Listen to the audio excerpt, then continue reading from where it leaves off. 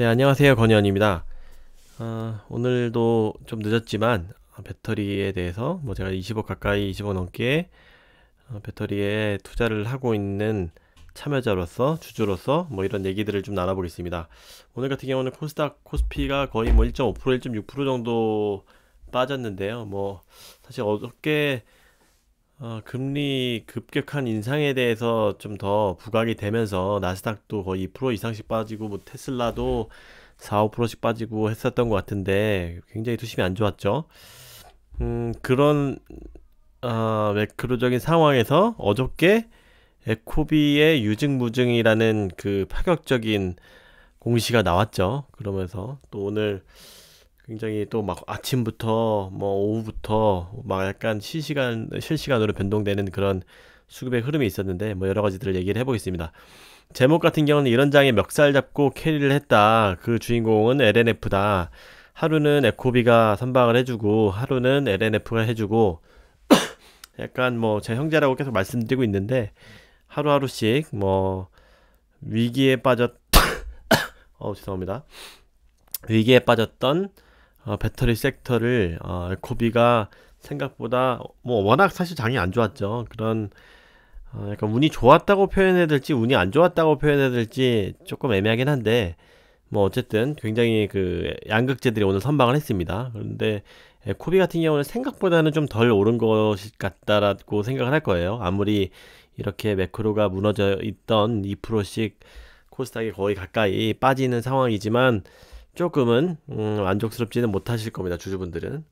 그래서 이런 상황에서 그 음전까지 했었죠. 그런 상황에서 LNF가 사실 완전히 끌어올렸었는데 오후 들어선가 에코비가 마이너스로 전환이 되면서 갑자기 LNF의 그 외국인 수급이 급격하게 몰렸죠. 거의 2, 3%씩 갑자기 이게 뭔가 바로 공시가 뜨기 직전의 움직임 같이 크게 움직였는데 그 이유에 대해서 제가 수급을 하루하루 얘기하는 스타일들은 아니지만 이게 좋은 일들이 있을 것 같아서 이런저런 얘기도 해보고 에코비의 유증무증의 의미에 대해서 다시 한번 얘기를 해보고 엔솔 공시가 떴는데 그런 것들 그 소재들의 특징 관련해서 한번 이런저런 얘기들 해보겠습니다.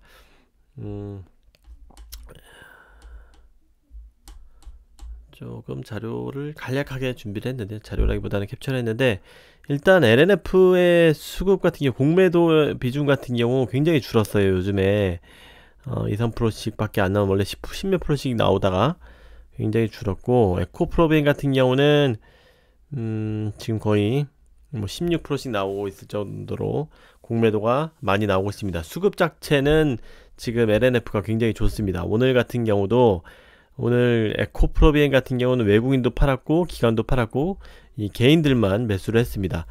오늘 같은 경우는 이 이유에 대해서는 좀 다 왈가왈부한 다양한 의견들이 있겠지만 유증 무증이 사실 하루 이틀에 결정되는 건 아니니까 이런 매크로조가 흔들리는 상황에서 기관에 또 판단하는 그런 부분들이 있겠죠. 개인적으로는 이 기관 입장에서 왜 이렇게 팔았을까 라고 생각을 해보면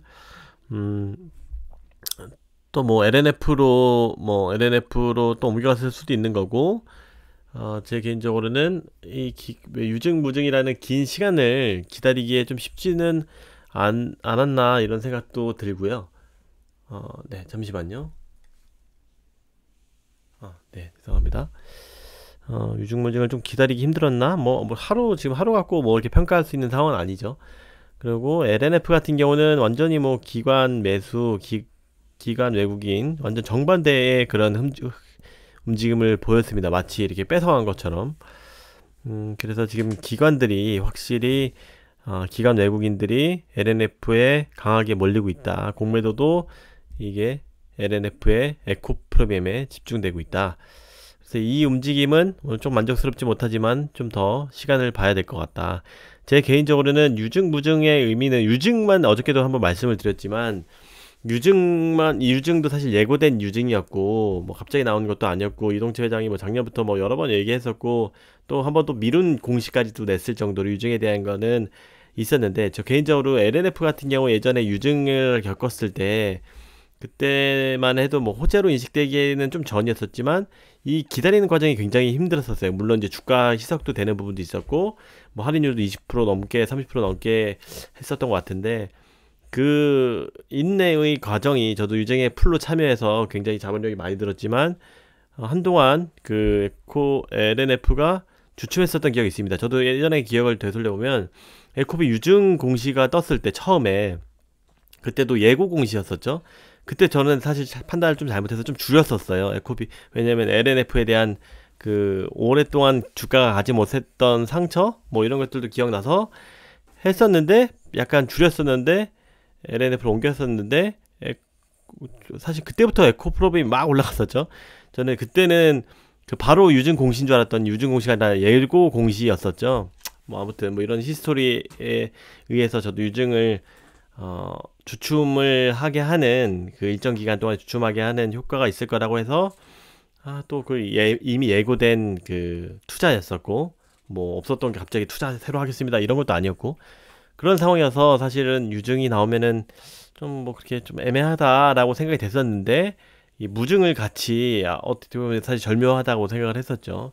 이 유증에 대한 그 심리가 안 좋았을 때 그 무증으로 이렇게 리커버리 해주는 그런 저 같은 투자자의 사실 마음을 조금은 그 달래주는 그런 역할이 있었지 않았나 생각이 되고요. 그래서 뭐 유증 플러스 무증은 뭐 괜찮다고 보고요. 물론 이제 1분기의 실적 같은 경우는 사실 에코프로비엠 같은 경우는 제 개인적으로는 좋지는 않을 거라고 예상이 되고 있어요. LNF가 훨씬 더 그 좋을 거라고 예상이 되고 있습니다. 그 이유는 뭐 최종 OEM이라든지 뭐 그 하이엔드 양극재에서도 최종 OEM에 따라서 좀 다를 것이고 이런 보급형 양극재 6 같은 경우 수요가 굉장히 전기차 수요가 지금 잘 안 나오고 있기 때문에 지금 차량용 반도체 수급에 영향을 받고 있기 때문에 그쪽 부분은 잘 안 나갈 것이다 라고 얘기를 했습니다.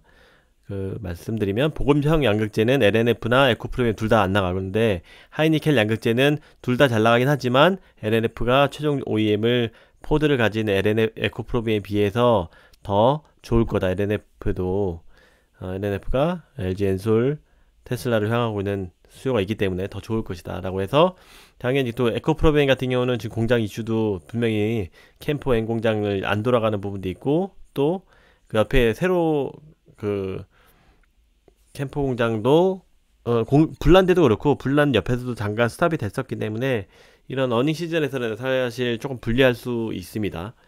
다만 유증 무증은 뭐 괜찮다고 보고 있고요. 이 리포트를 좀 더 읽어보면은 여기서 보면은 유증을 발표했다. 그래서 뭐 야전고 해외 진출을 위한 초석이다. 에코프로 글로벌을 설립할 것이다. 에코프로 유럽, 아메리카를 설립할 것이다. JV를 해서 55만 톤에 60%에 달하는 32만 톤을 해외에 한다. 그래서 확실히 속도가 제일 빠르다고 볼 수 있죠. LNF도 조만간 레드우드를 통해서 이렇게 장기적인 비전을 이제 얼마 안 남았다고 생각이 되는데 이 부분은 어쨌든 제일 빨리 발표도 했고 이렇게 지금 설립까지도 했으니까 속도는 제일 빠릅니다. 그래서 유상증자로 인한 목표 주가 변경은 확정된 이후에 반영되고 이런 부분은 또 부정적인 부분도 있지만 무상증자로 좀 커버를 하려고 하는 것 같고요. 아무튼 해외 진출을 제일 빨리 하려고 하고 있다라는 부분을 말씀드릴 수 있을 거고요.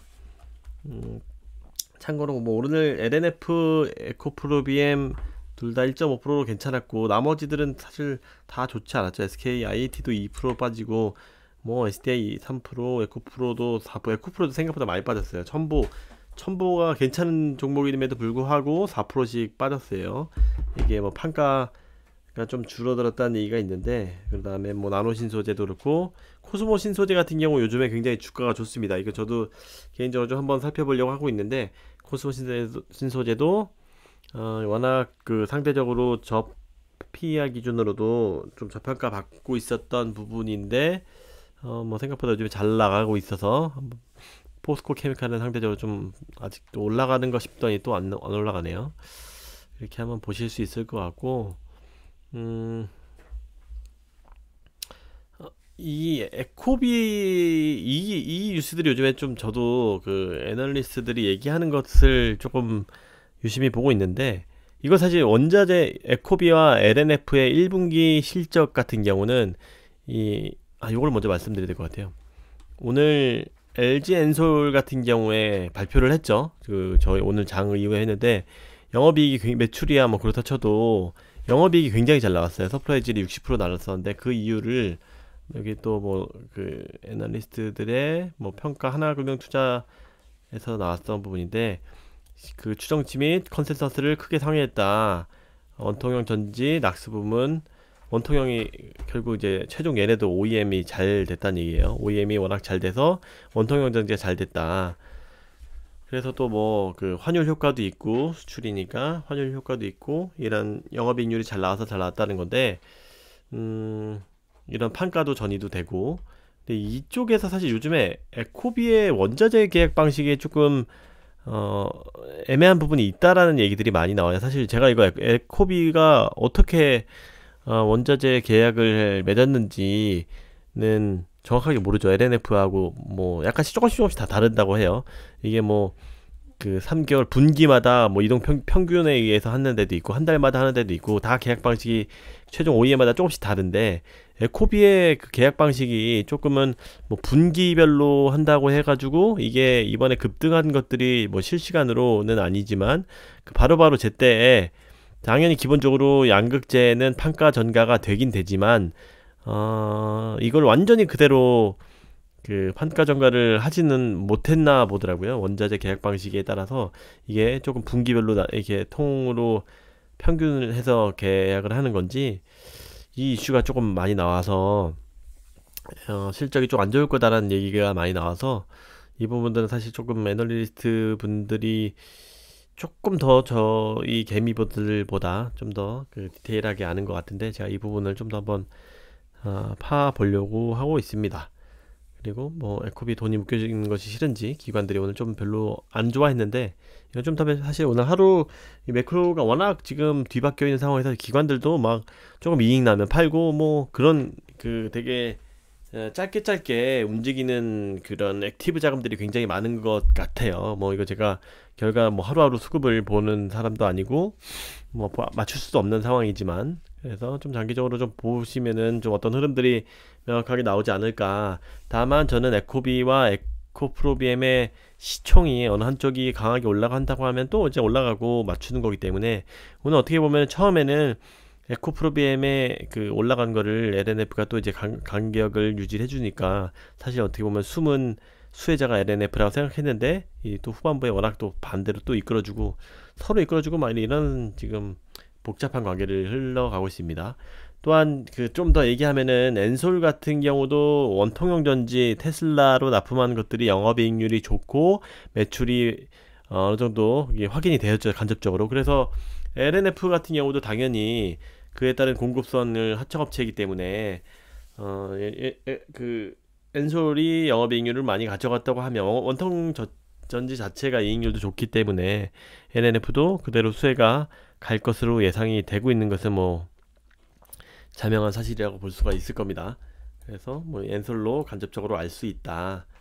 뭐 전부는 아니지만 그렇게 할 수 있고 LNF가 최근 움직임이 심상치가 않습니다. 요즘에 뭐 며칠째 지금 10일째 이상 뭐 하루만 빼고 다 올랐던 것 같은데 호재에 만반한 상황입니다. 사실은 이게 뭐 첫 번째로는 실적 어닝 시즌이 되고 있죠. 이게 4월, 5월 초 정도에 그 발표를 한다고 하는데 실적 어닝 시즌을 맞이해서 뭐 어닝 서프라이즈급으로 실적이 잘 나올 겁니다. 물론 이제 조금 기대치들이 다 지금 높아지고 있어서 주가랑 어느 정도 연장될지 모르겠지만 첫 번째로 굉장한 어닝이 다른 소재 에코프로비엠이나 뭐 이런 거에 비해서 확실히 좋을 것이다. 그 부분은 무엇보다 항상 얘기했듯이 테슬라도 있고 뭐 한 NCM에만 주구장창 뽑으니까 당연히 영업이익률이 좋을 것이고 이제 구지 공장도 이제 좀 더 매출에 점차 반영될 것이고 그 다음에 원가 계약도 잘 돼 있는 것 같고요, 상대적으로.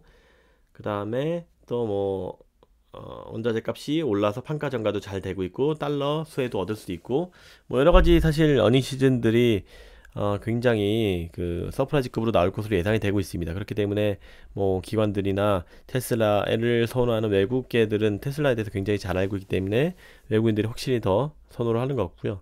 다만 또 한 번 이제 레드우드 얘기가 분명히 이제 조만간 나올 거라고 보고 추가 테슬라 직납 얘기도 이제 조만간 나올 것이라고 제가 예상을 하고 있죠. 그래서 이런 것들이 발표를 임박한 것처럼 뭐 연계금이나 외국인들이 이렇게 매집을 해 가고 있는 것 같다. 그 다음에 추가 OEM 발표도 어저께 그 JP 모건의 그 리포트에 통해서 뭐 유럽 하나, 미국 두 개, 아시아 하나 업체 뭐 이런 거 발표한다고 했죠. 이게 레드우드랑 아마 연결이 돼 있을 것 같다라고 얘기했죠.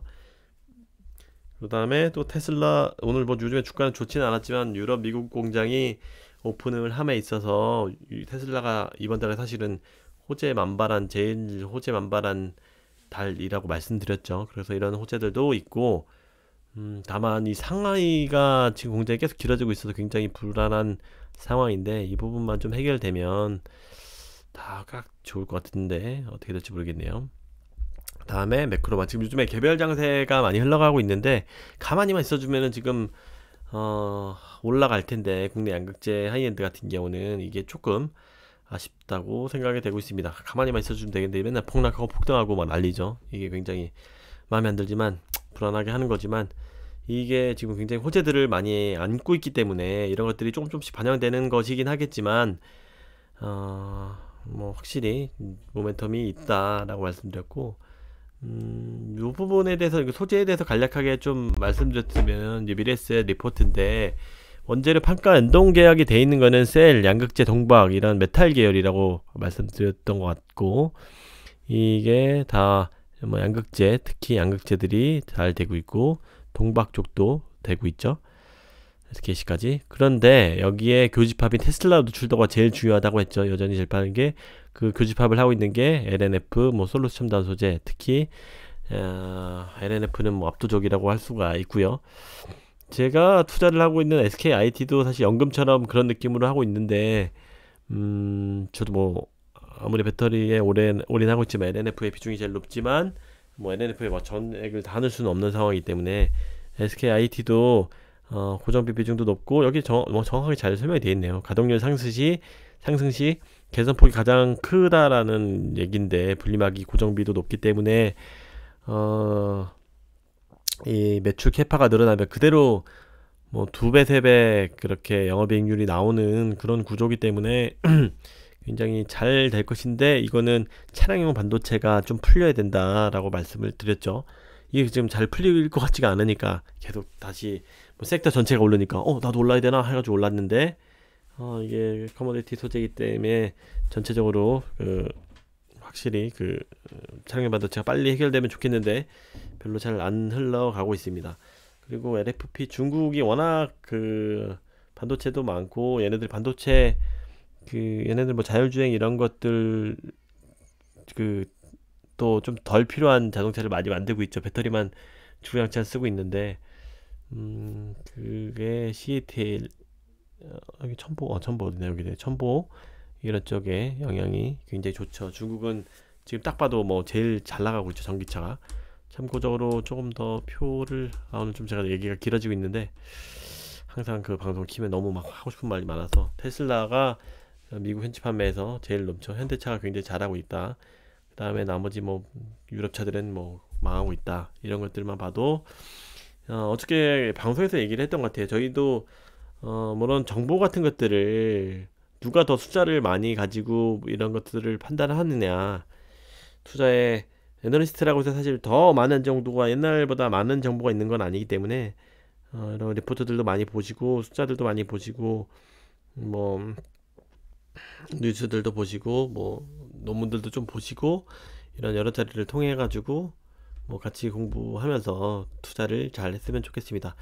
뭐 하루 안 올랐다고 뭐 이렇게 우울해하지 마시고 또 이제 금방 또 더 좋은 일들이 저희 하이니켈 양극재들이 전체가 다시 또 섹터를 작년처럼 움직여주고 있는 그런 상황이 온 것 같으니까 상황을 즐기시면 좋을 것 같습니다. 지금 다른 섹터도 투자하신 분들은 엄청 스트레스 받습니다.